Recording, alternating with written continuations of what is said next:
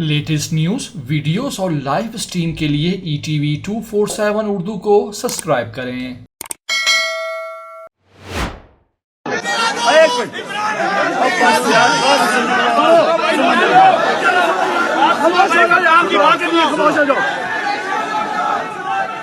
सवाल मैं आप सबसे एक पूछता हूँ।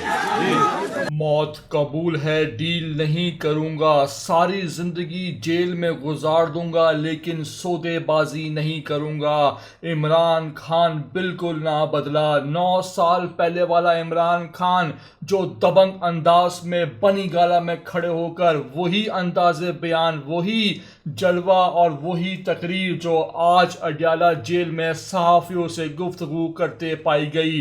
पूरी वीडियो दिखाएंगे आपको, जो आपसे रिक्वेस्ट है कि एंड तक देखिएगा और लाजमी चैनल को सब्सक्राइब कर लीजिएगा।